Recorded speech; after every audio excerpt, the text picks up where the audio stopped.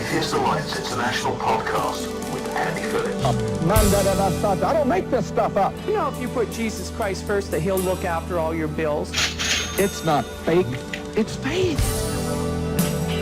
Hi everybody, it's the Atheist Alliance International podcast with me, Andy Phillips, and I've got a very special guest with me today, and this is Sami Abdallah, and Sami is the president of Freethought Lebanon. Hi Sami, how are you doing?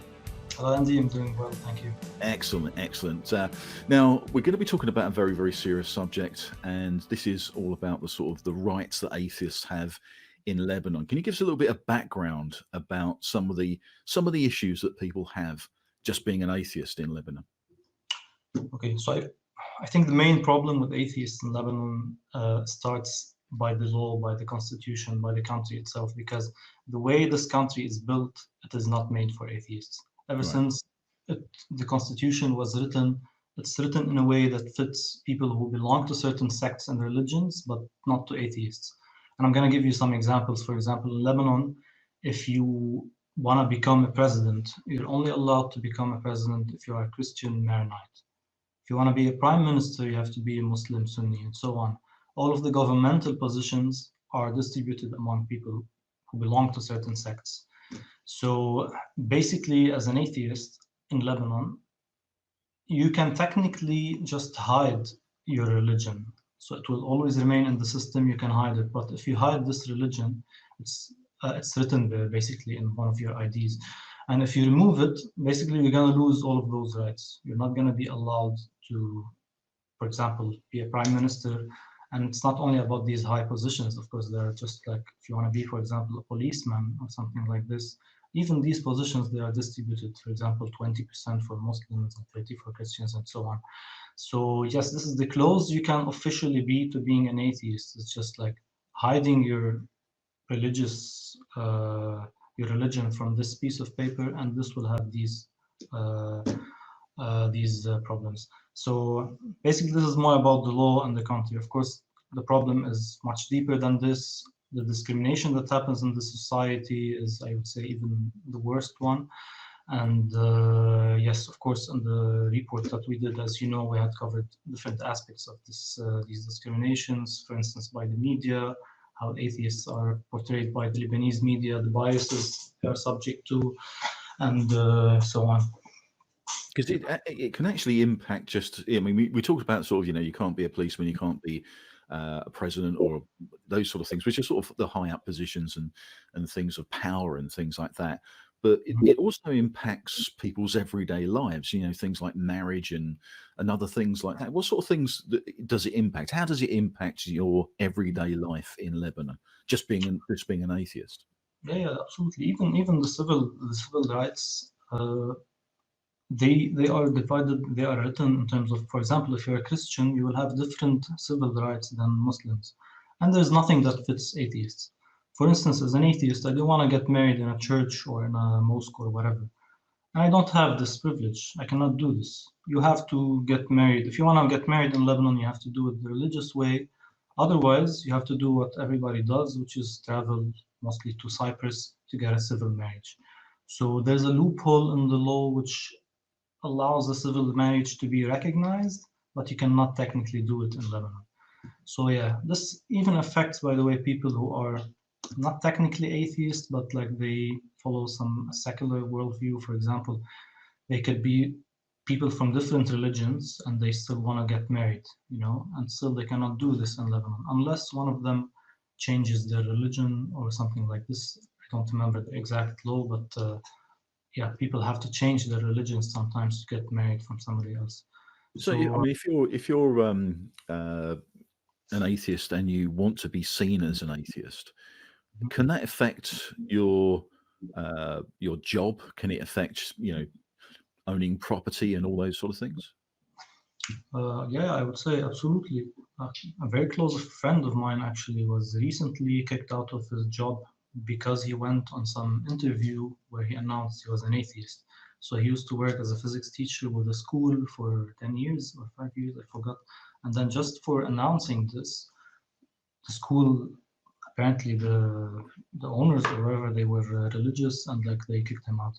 And this was actually shown in our survey, which, so this is a perception survey that we conducted, and the aim was to just ask the atheists about how they perceive the laws, society, how do they think if they are discriminated against or not.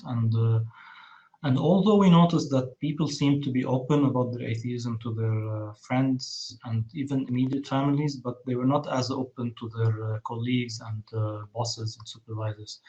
And the reasons were because they were afraid about losing their careers or like having their careers affected.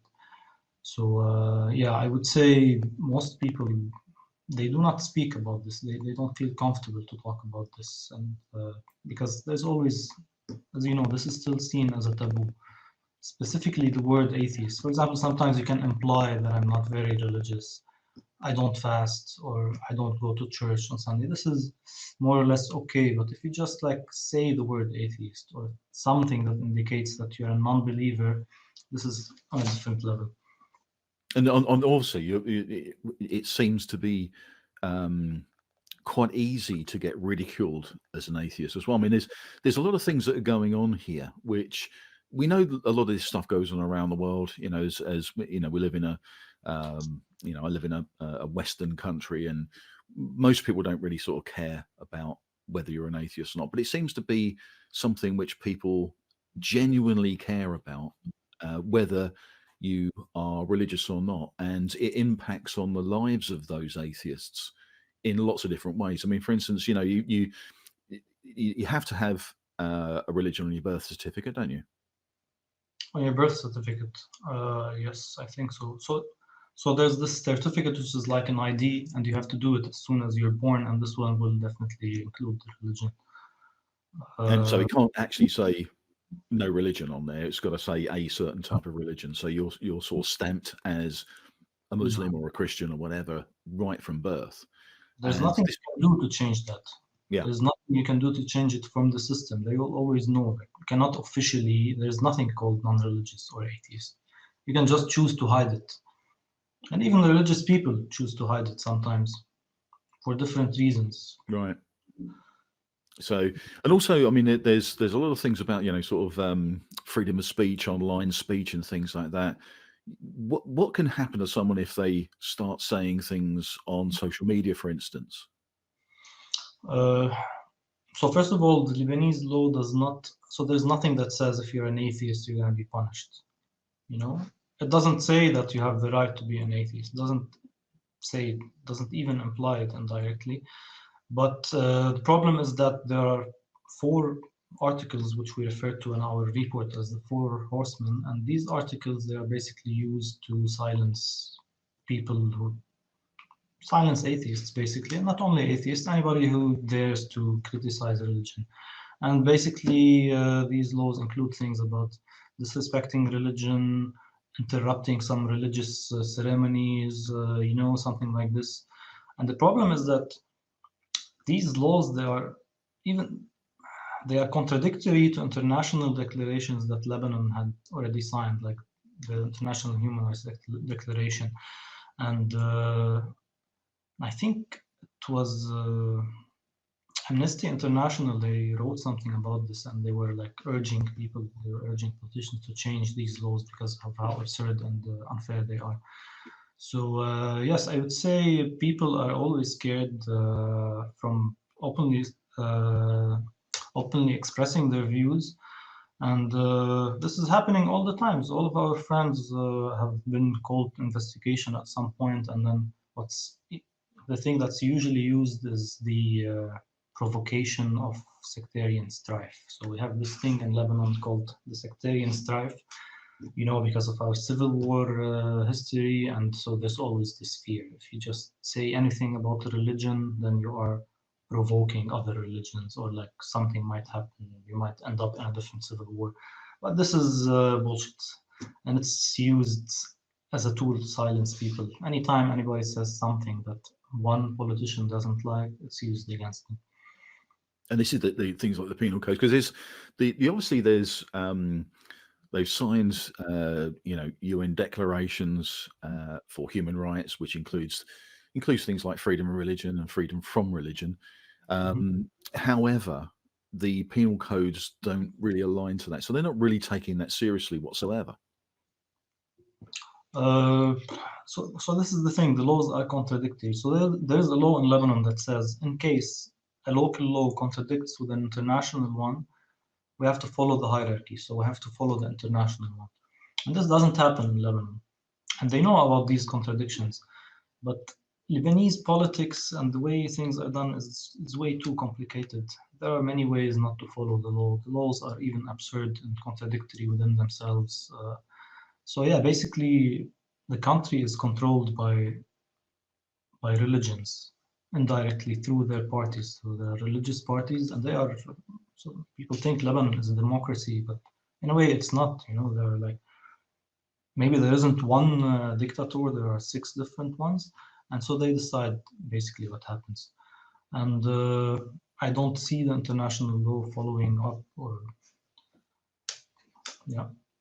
Yeah. So you talked about sort of the these 6 hierarchies and things like that. Now, these are hierarchies, religious and political hierarchies, that control the media as well. So let's move on to the media and the way the media actually treats atheists or non-believers.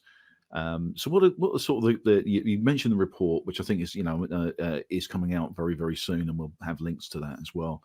But what were the key findings of that report in relation to the media in the Lebanon? Okay, so basically in this report, our aim was to study the biases that different media channels are subject to when they are dealing with atheist guests or discussing the topic of atheism. And in order to do this, what we tried to do is, first of all, we gathered as many material as we could find, and we ended up with 14 different talk shows and news reports, and this was in the past decade.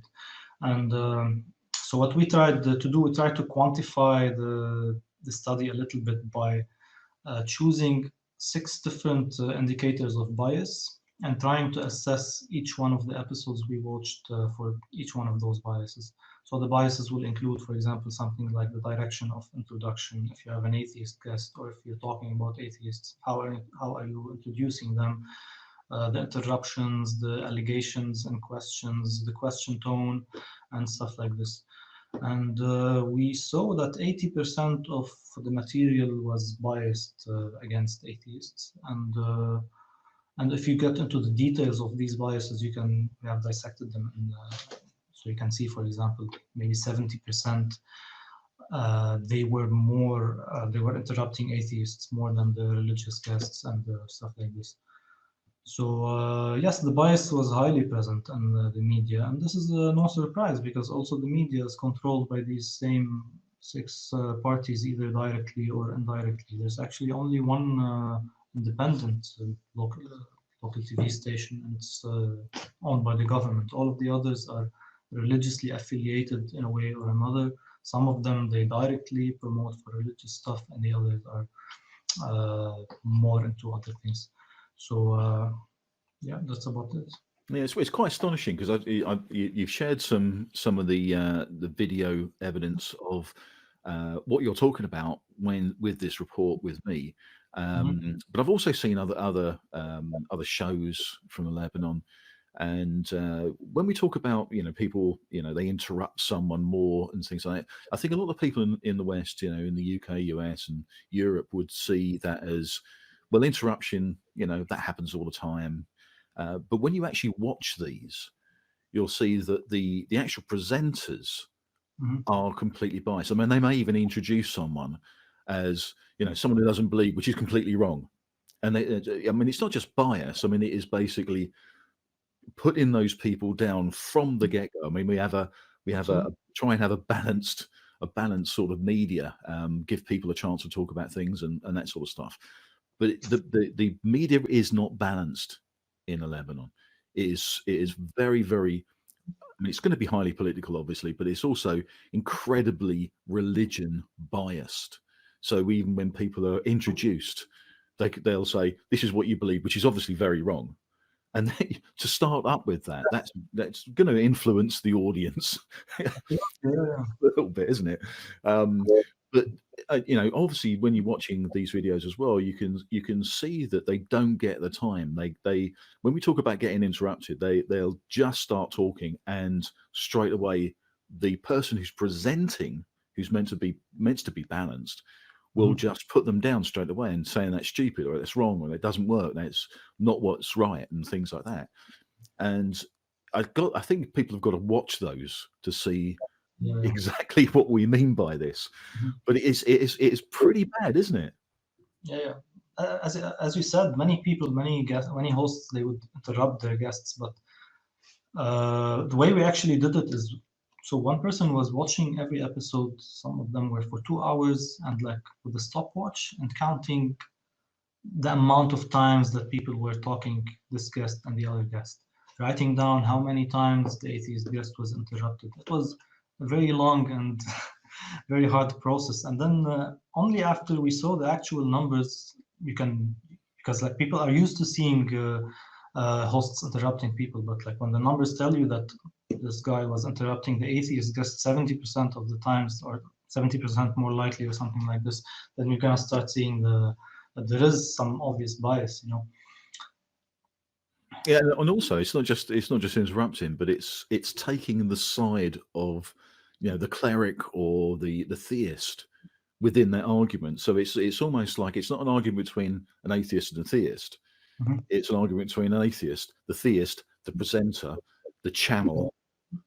And there's this thing, when a certain host is hosting a certain religious person, there is this certain thing that you have to respect a person who has a funny hat or something, and then like they would feel that they need to give them more time, or they would feel that they are obliged to, otherwise the audience might not appreciate it, and they don't try to hide this. So at some point, this was showing in the videos, it tells this Muslim cleric that if I had the choice, I would give you the whole episode to talk, or the duration of the whole episode.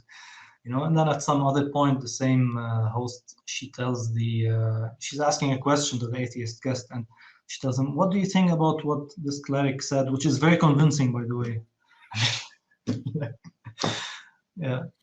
Yeah, so there's no chance of it. Do you think there is, can you see light at the end of the tunnel? Do you think there is any forward movement in any of this, getting people with non-belief or out-and-out atheists? Is the situation improving? Are there more people seeing the problem and trying to address it, or is it being very, very static right now? I am optimistic. So I'm not very optimistic in terms of the laws in general. This is discussing Lebanese politics is very, very complicated, but I don't see the constitution being changed, for example.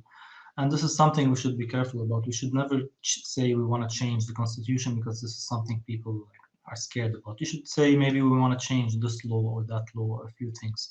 In terms of politics, year after year, we are seeing some independent politicians who are like trying to join the parliament or something like this.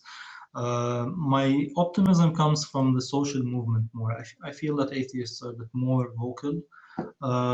You can see on social media some new campaigns, for example, campaigns of memes group, which are just directed towards religions. They just want to make memes about religions, and so step by step, the point is to just break the taboo. So you're not allowed to ridicule religions. Fine, we are 4,000 people. We're going to be doing it every day. So come and arrest all of us. So we are noticing a lot of these social movements. And also, on another hand, even the religious people, they are starting to understand how sectarianism, how bad it is of a system. They are starting to believe that this is dangerous. And then the talk about secularism is being discussed. It's being brought to the table even by people who are religious. So yes, I think I think things are getting slightly better, but it will take quite a lot of time to have a proper law that protects atheists and gives them all of their rights. But hopefully within the next 50 years, maybe. Yeah, it takes a long time to change people's inner core beliefs. for the better, and hopefully this report will do something for that. I mean, I read it through. It's very detailed, and there's a lot of food for thought within the report. So as I say, we'll release the report. We'll put links into the report as soon as it's released. But it's going to be difficult and it's going to take some time. But I think the whole point of a lot of things that we're doing here is really just to highlight this issue. I think if we can highlight this issue, get lots of other people talking, because it's going to be pressure from outside the state, outside the government, that's going to help to alleviate this and maybe push it forward a little bit quicker. Is there things that are going on right now that is any outside pressure actually happening to the government in Lebanon to maybe up the freedoms, give people more sort of room, help atheists or non-believers or different religious sects? Is anything actually happening from the outside right now? I can't think of any. I have read some reports by Amnesty International and Human Rights Watch, actually, and they call for some things, but real political pressure, I'm not aware of any. But I wish that by this report we can push in this direction, because this is the main hope of the report. This report is we are not suggesting change. We are not making a plan on how to change things. What we are doing is just collecting data and building the first thing you need to do. And then after this, we want the help of the international community. And we hope by this report we can get some attention, because it's not easy to do such work on your own, especially when it requires a lot of funds and stuff like this. So we really need the help of the international community, and we hope that this will get the attention. Well, I mean, the report is going to be put out as much as we can help, and so this will be going on to our things like our Facebook page, and we'll follow this up as well. So we'll talk to you again about this.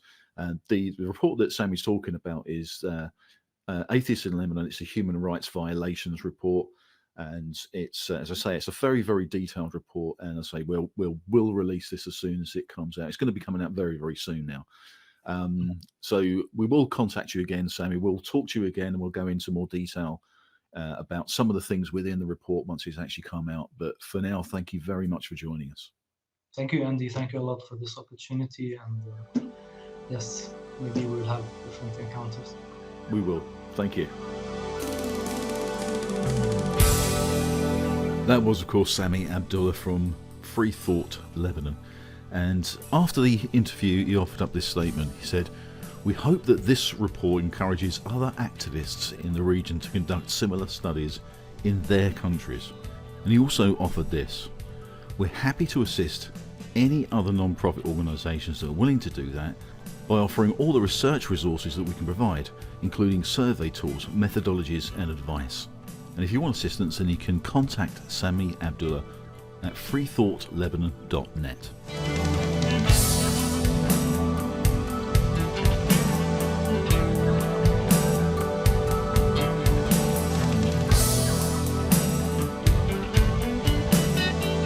Okay, thanks for listening, and don't forget we're on YouTube, so follow us on YouTube. Just search for Atheist Alliance International, and please subscribe and hit that notification bell. We're also on all of your favourite podcast platforms, so make sure that you follow us on there as well. I'm Andy Phillips, and don't forget we're risen apes, not fallen angels. See you next time.